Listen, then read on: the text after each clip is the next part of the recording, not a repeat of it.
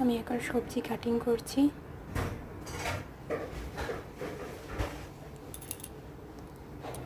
এরপর সব কাটিং করে এইভাবে সাজিয়ে রেখেছি।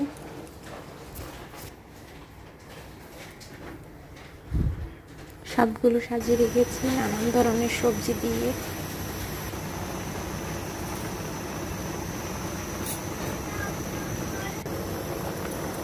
এখন আমি ডাল সবজি একসাথে মিক্স করে রান্না শুরু করে দিয়েছি।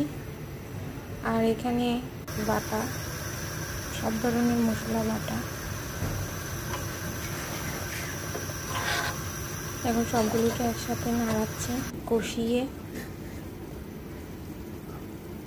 তারপরে এগুলো দিয়ে দেব। আর এখন সবজিগুলো সব একসাথে মিক্স করে একটু নাড়িয়ে দিচ্ছি, কারণ ওগুলো সেদ্ধ হয়ে গেছে প্রায়।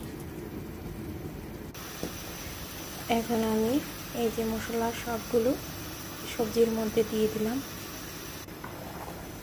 এখন নাড়াচ্ছি, একটু সবগুলো একসাথে নাড়িয়ে দিতে হবে, কিছুক্ষণ পর পর নাড়াতে হবে।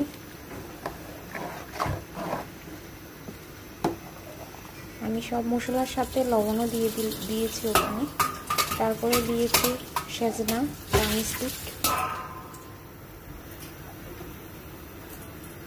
তাই পুরোপুরি হয়ে গেছে সবজিটা।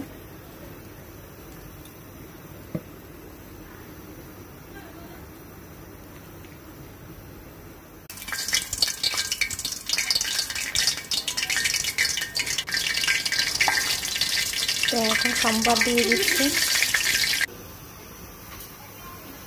শুকনো মরিচ তেলে দিয়েছি,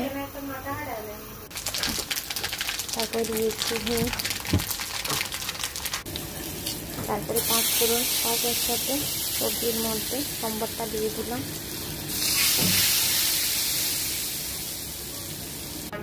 এখন এটাকে নাড়িয়ে দিচ্ছি, আবারও নাড়াতে হবে।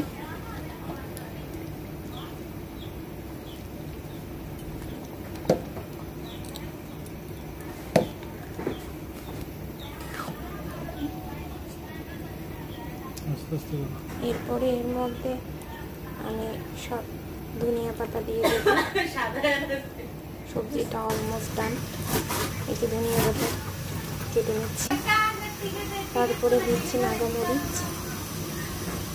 আপনারা চাইলে নাও দিতে পারেন, নাগামরিচ দিলে একটু সুন্দর ফ্লেভার আসে।